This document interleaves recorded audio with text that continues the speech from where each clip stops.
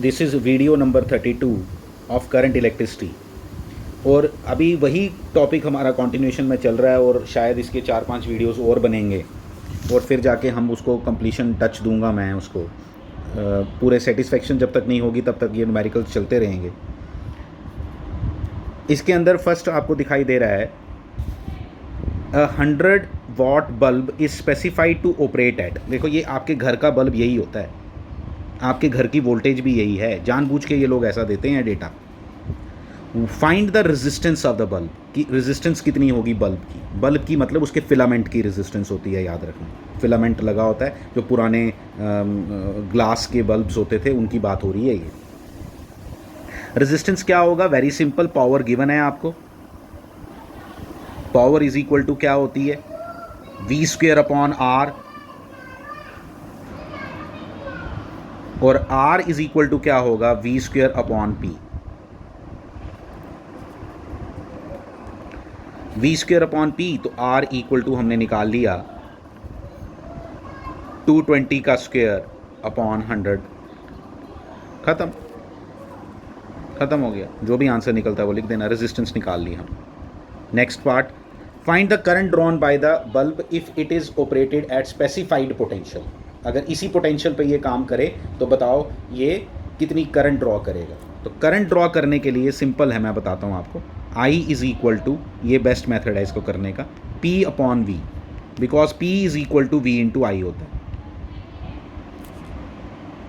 V square upon I भी होता है। आई निकालना है अभी तो आप ऐसे कर सकते हो, V अपॉन आर भी कर सकते हो। आर आप निकाल चुके हो पीछे, V अपॉन आर करके भी आई निकल जाएगा। आप P अपॉन V करके निकालो, क्योंकि हो सकता है वो आर ना पूछे आपसे, डायरेक्टली सेकंड पार्ट पूछ ले, फर्स्ट पार्ट पूछे ही ना, तो कोई नीड नहीं है आर निकालने की। आई मीन टू से दिस, ठीक है। लेकिन अगर आर निकला हुआ पड़ा है जैसे आपके पास फर्स्ट पार्ट में, तो आप आर वाले मेथड से भी कर सकते हो, इधर से भी कर सकते हो। तो 100 अपॉन 220 इज द करंट। खत्म। Find the current drawn and power consumed, दोनों चीजें। If it operates at 180 volt. अब 180 वोल्ट पे चलेगा। जैसे कई बार आप देखते होगे घर में वोल्टेज कम हो जाती है तो वो डिम हो जाता है, फिर वो 100 वॉट जितनी पावर मुझे नहीं देता, फिर वो कम देगा। लेकिन कितनी देगा ये बड़ा सिंपल है, इसको देखना जरा, मैं बताता हूँ आपको। आपने इस तरह से करना, ध्यान देना जरा प्लीज़। बड़ा सिंपल है, कुछ नहीं है। ये देखो क्या निकालना है, करंट ना। करंट इज इक्वल टू क्या होगी? करंट इज इक्वल टू होगी 180 पावर अपॉन वोल्टेज। ये लो, पावर अपॉन वोल्टेज 180, खत्म, करंट निकल गई। पावर पूछा है तो पावर कितनी होगी? 100 अपॉन 180। गलत कर रही हूँ, सॉरी, गलत किया। पावर तो चेंज हो जाएगी। अगर 220 पे, देखो मैं बताता हूँ इस तरह से, इसको शॉर्टकट में इस तरह से करेंगे। देखो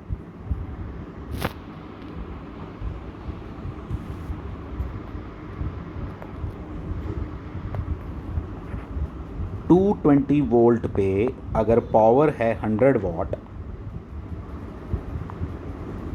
तो 1 पे कितनी होगी? 100 डिवाइडेड बाय 220, ठीक है। और 180 पे कितनी होगी? 180 वोल्ट पे कितनी होगी? देखना, मल्टीप्लाइड बाय 180 करते हैं ना, एक का निकाल लिया, फिर यूनिटरी मेथड, लेकिन स्क्वायर भी डालना है। क्यों? क्योंकि पावर का formula V square upon R होता है। आर तो फिक्स है, आर तो फिक्स है, आर थोड़ा चेंज हो जाएगा। वोल्टेज चेंज करने से आर कभी चेंज नहीं होता, पहले भी आपको बताया था मैंने। आर उस फिलामेंट की प्रॉपर्टी है, रो एल बाई ए के अकॉर्डिंग उसका अपना एक रेजिस्टेंस है। तुम उसको बल्ब बंद भी होगा, मान लो उसको कोई वोल्टेज नहीं दे रहे तुम, तब भी उसका आर उतना ही है। तो आर थोड़ा डिपेंड करेगा। R is the property of the material and its dimensions. तो इसलिए आर तो फिक्स है, तो इसलिए सारा दारोमदार किस पे आ गया? वी स्क्वायर पे। वी स्क्वायर पे आने की वजह से यहाँ पे स्क्वायर लगाना। बहुत से मेथड हैं इसको करने के, मैं बता देता हूँ आपको एक और बात। बहुत से मेथड हैं, लेकिन this is one of the method, ये यूनिटरी मेथड यूज करके। लेकिन स्क्वायर क्यों डाला ये समझना, ठीक है। क्या निकाल लिया आपने इधर से?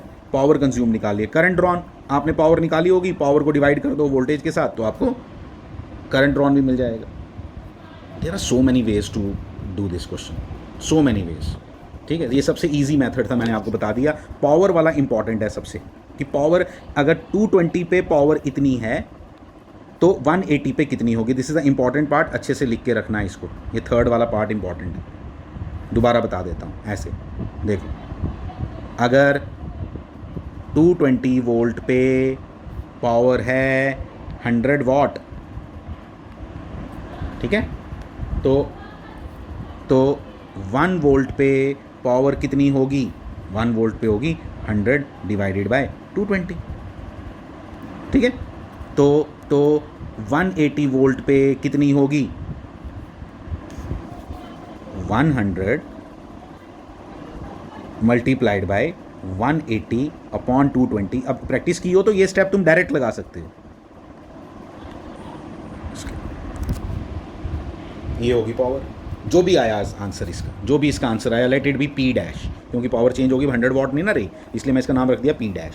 अब क्या निकालना है? करंट निकालनी। करंट बड़ी सिंपल हो गई, करंट इस केस में करंट निकालनी, करंट आई डैश लिख देते हैं, सेकंड केस आ गया ना ये आपका। तो करंट इस केस में कितनी आएगी? पावर कितनी आएगी? जो पी डैश तुम निकाले को पीछे, डिवाइडेड बाय 180, खत्म, करंट निकल गया। सिंपलेस्ट वे।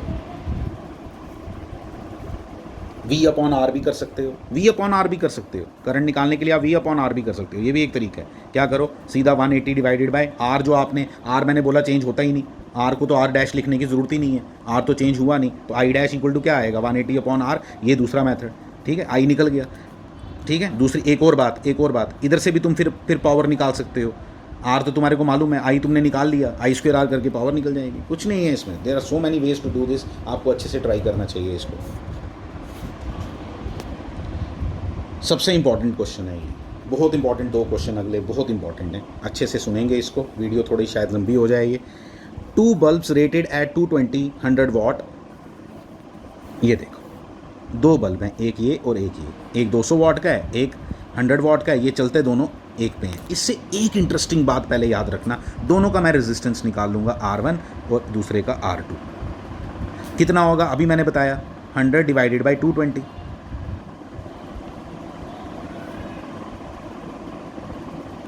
220 का square V square upon P ना ये, और दूसरे का कितना आएगा?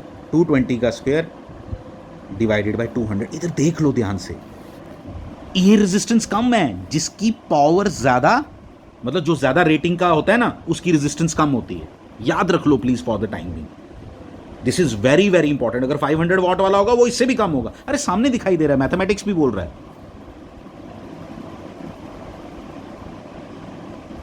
क्लियर? अब देखो, निकाल लिया। अगला पार्ट क्या है? Which bulb will glow more, ज़्यादा कौन जले ग्लो करेगा if they are connected in series, क्योंकि ये नॉर्मली पैरेलल में कनेक्टेड होते हैं, तो पैरेलल में तो ऑब्वियसली कौन ज़्यादा ग्लो करता है? 200 वाट वाला, 200 वाट वाला तो है ही है, जिसकी ज़्यादा पावर होगी वही ज़्यादा ग्लो करेगा। लेकिन सीरीज़ के लिए ये डिज़ाइंड नहीं होते, सीरीज़ में तूने ज़बरदस्ती लेकिन सीरीज़ में लगा दिया और वोल्टेज उतनी रखी 220 वोल्ट, तो अब क्या होगा वो मैंने सॉल्व किया हुआ है, अच्छे से देखना आपने। ये देखो बिल्कुल प्रॉपर मैंने किया हुआ है, इसको समझने का तरीका ये है। ये रेजिस्टेंस मैंने दोनों निकाल लिए, मैंने वैल्यूज़ भी लिख दी हुई हैं, ये दोनों बल्ब के रेजिस्टेंस आ गए, उसको मैंने सीरीज़ में लगा दिया और 220 वोल्ट दे दी, ठीक है। आगे बढ़े, मैंने करंट निकाल ली। कैसे? करंट तुम्हें मालूम है 220 वोल्ट डिवाइडेड बाय दोनों रेजिस्टेंसेस का सम, सीरीज़ में ऐड होते हैं। फिर V1 और V2 निकाल लिया, कैसे? R से मल्टीप्लाई करके, IR, ये I है जो ऊपर निकाला है, और R से मल्टीप्लाई कर लिया, IR। वोल्टेज दोनों निकाल ली, दोनों की वोल्टेज, दोनों के क्रॉस वोल्टेज ये आएगी, दोनों के अक्रॉस वोल्टेज ये आएगी, ठीक है। फिर दोनों के क्रॉस वोल्टेज निकाल ली, फिर मैंने निकाल लिया टोटल पावर कंज्यूम्ड, कि टोटल पावर कितनी कंज्यूम करेंगे। तो टोटल पावर कंज्यूम कितनी करेंगे वो तुम्हें सीधा सीधा पता चल गया। कैसे? टोटल पावर कंज्यूम कैसे निकालोगे बताओ?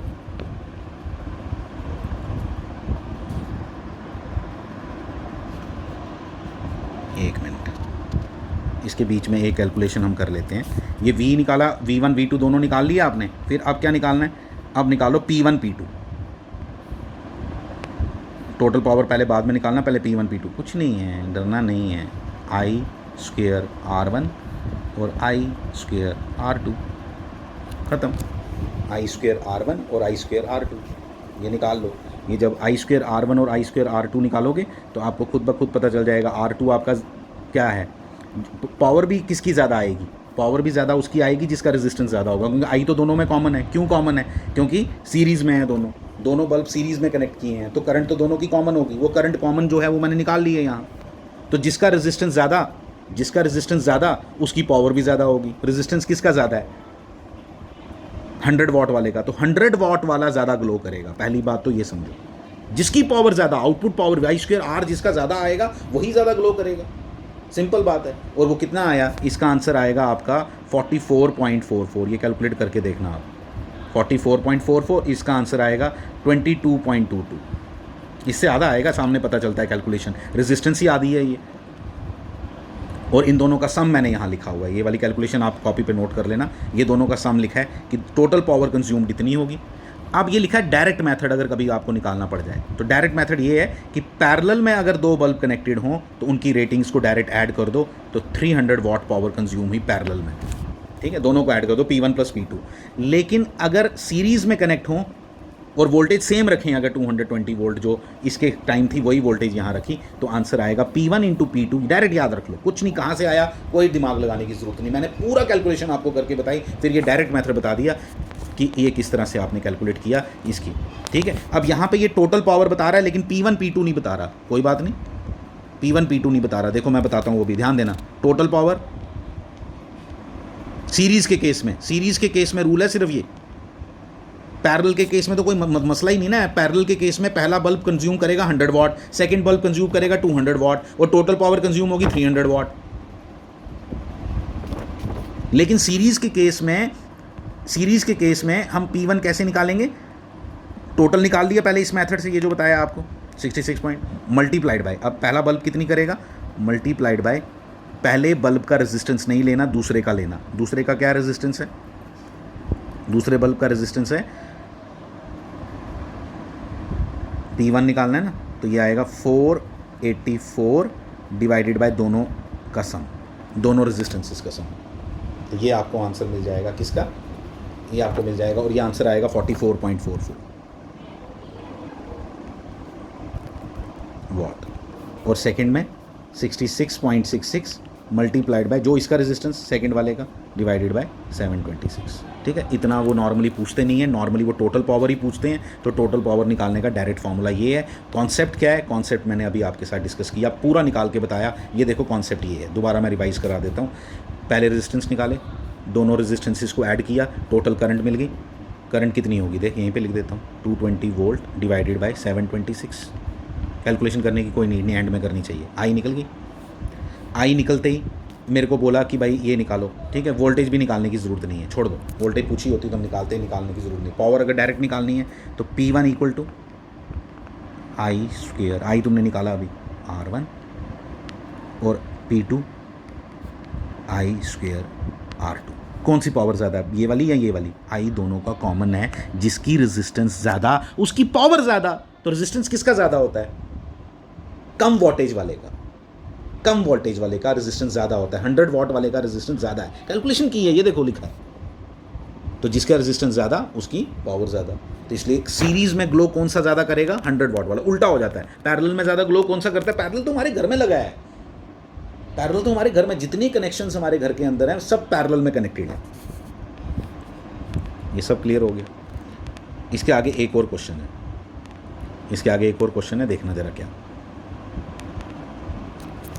An electric cattle has 2 heating coils. एक इलेक्ट्रिक कैटल में ना ऑप्शंस दी थी उन्होंने, क्या ऑप्शन दी थी देखो मैं बताता हूँ। उसकी 2 हीटिंग कॉइल्स हैं, रेजिस्टेंस होती है, इसके अंदर से करंट फ्लो करती है, तो I²R होता है, तो I²R से हीट प्रोड्यूस होती है, फाइन। तो 2 थी उसके अंदर, 2 कॉइल्स थी, ये इसका रेजिस्टेंस है R1, इसका रेजिस्टेंस है R2, ठीक है। 4 ऑप्शंस दी हुई हैं उस इलेक्ट्रिक कैटल में, ध्यान से सुना, 4 ऑप्शंस। या तो तुम इस अकेले को यूज़ कर लो पानी गर्म करने के लिए, या तुम इस अकेले को यूज़ कर लो पानी गर्म करने के लिए। ध्यान से सुनना प्लीज़, दोनों के क्रॉस वोल्टेज कुछ दे दिया आपने, वी सेम वोल्टेज। इससे पानी गर्म किया तो लगे 3 मिनट, इससे पानी गर्म किया तो लगे 6 मिनट। ये क्वेश्चन के अंदर लिखा हुआ, आप पढ़ लेना। इससे पानी गर्म किया तो लगे 3 मिनट्स, इसमें पानी गर्म किया तो लगे 6 मिनट्स। अब वो बोलता है कि there is a option in the cattle कि तुम इनको दोनों को सीरीज़ में भी कनेक्ट करके चला सकते हो, दोनों को, और दोनों को पैरेलल में भी करा सकते हैं। ये उसके अंदर ऑप्शन है, तुमने सिर्फ नाब घुमाना है, लेकिन अंदर से ये मैकेनिज्म चल रहा है। 4 ऑप्शंस दी थी, 1 2 3 4। 1 था R1 अकेला यूज़ कर लो, R2 अकेला यूज़ कर लो, थर्ड ऑप्शन था दोनों को सीरीज़ में यूज़ कर लो, और फोर्थ ऑप्शन है दोनों को पैरेलल में यूज़ कर लो। ठीक है, देखो कैसे करेंगे। और उसने पूछा है कि जब सीरीज़ में कनेक्ट किया तो कितना टाइम लगेगा, और पैरेलल में कनेक्ट किया तो कितना टाइम लगेगा। This is very very important question and very good question. ठीक है, अच्छे से सीख लेना है इसको। हमें पता है कि जो पानी गर्म हुआ, पानी को गर्म होना या बॉयल होना लिखा होगा, जो पानी को गर्म करना था हमने एक पर्टिकुलर टेम्परेचर तक, उसके लिए कुछ हीट चाहिए। हीट किसके इक्वल होती है? Power into time. तो पावर का formula into time, 3 minute. Minute में रहने दो, कोई प्रॉब्लम नहीं। ठीक है, सेकंड्स में कन्वर्ट करना है तो कोई फ़र्क ही नहीं पड़ेगा, आप कर लेना, सेम आंसर आएगा। यहाँ पे भी ये लो 6 मिनट्स, सेकंड केस में 6 मिनट्स लगे क्योंकि रेजिस्टेंस डिफरेंट है। इतनी बात हमें समझ आ गई, लेकिन दोनों जगह पानी सेम टेम्परेचर तक गर्म करना है, ऑब्वियसली तभी कंपेयर कर पाएंगे, इसलिए दोनों जगह मैंने ई लिखा है, E1 E2 नहीं लिखा है। इन दोनों इक्वेशंस को डिवाइड किया, जब डिवाइड किया तो R2 अपॉन R1 इंटू 1/2, देखो ना, डिवाइड करो ना, जब इसको डिवाइड करोगे इक्वेशन 1 को इक्वेशन 2 के साथ, ये कैंसिल हो जाएगा, 1 आ जाएगा यहाँ। ठीक है, और ये यहाँ क्या आ जाएगा, R2 नीचे है ना, तो ये ऊपर आ जाएगा, और ये R1 आ जाएगा, और ये 3/6 कितना होता है, 1/2 आ गया। तो R2 इक्वल टू 2R1 आ गया, यानी कि जिसमें ज़्यादा टाइम लगा वो बड़ा रेजिस्टेंस है, ऑब्वियसली, क्योंकि उसमें से करंट कम फ्लो कर गई ना। ठीक है, आ गया, चल गया पता, इतना पता चला। फिर अब क्या करा, अब देखो क्या करा। अब ये पता चला सीरीज़ में क्या आ गया, दोनों रेजिस्टेंसेस को ऐड कर दिया, टोटल रेजिस्टेंस कितना बढ़ गया, टाइम ज़्यादा लगेगा। रेजिस्टेंस जब बढ़ गया तो करंट कम हो जाएगी, I2R कम हो जाएगा। ठीक है, इसलिए E इक्वल टू क्या आया इस केस में, देखो टाइम निकालना है ना हमने सेकंड्स में कितना लगेगा, तो मैंने लिखा V² अपॉन 3R1, 3R1 है इसका रेजिस्टेंस, V² अपॉन R, लेकिन R कितना है, 3R1 इंटू क्या, TS। E की वैल्यू मैंने यहाँ से उठाई, क्या है E की वैल्यू, E की वैल्यू है नहीं, हाँ E की नहीं, मैंने इसकी वैल्यू, इसकी, ये जो V² अपॉन R1 है ना, वहाँ पे भी यूज़ हुआ, ये E/3 है, याद रख लेना आप। ठीक है, V² upon R1 equal to E/3 है, वही डाल दिया उधर। ये देखो V² अपॉन R1 की जगह क्या डाल दिया, E/9। E/9 क्यों, क्योंकि 3 भी है ना। ठीक है, तो E कैंसिल हो गए, यहाँ से TS इक्वल टू क्या आ गया, TS अपॉन 9 इक्वल टू 1, तो इक्वल टू कितना आ गया, 9 मिनट। टाइम ज़्यादा लगेगा, यानी कि सीधा सीधा दोनों टाइम्स का सम। याद रख लो, याद भी रख सकते हो, लेकिन कॉन्सेप्ट के साथ करना ज़्यादा ज़रूरी होता है, बता देता हूँ आपको, कॉन्सेप्ट के साथ करना हमेशा ज़्यादा इंपॉर्टेंट है। ठीक है, अब देखो ये हो गया। फिर पैरेलल में जब कनेक्ट किया, पैरेलल में रेजिस्टेंस कम हो जाएगा, R1 into R2 divided by R1 plus R2। देखो ये आएगा ना जब पैरेलल में करेंगे, तो R1 इंटू R2 कितना हुआ, R1 2R1 3R1, क्योंकि R2 की वैल्यू भी कितनी है, 2R1 हो गया। यहाँ से क्या है, 2/3R1, V² अपॉन R कितना है, 2/3R1 पैरेलल में, TP जैसे पहले किया। फिर इसकी वैल्यू निकाल डाल दी कितनी, E/3 वैल्यू डाल दी इसकी जगह। ठीक है, E/3 डाला, ये 3 कैंसिल हो गया, E/2 2 मिनट। यानी कि पैरेलल के केस में टाइम का फॉर्मूला क्या बनेगा, T1 into T2 divided by T1 plus T2। करके देखें, देखो करो, T1 कितना था, 3, 6/6 plus 3। Direct answer 2 minute. Direct भी कर सकता था, लेकिन मैंने आपको पूरे कॉन्सेप्ट के साथ समझाया है, और प्लीज़ बड़े अच्छे से इस चीज़ों को समझ के रखो। These things are very very very important. Thank you.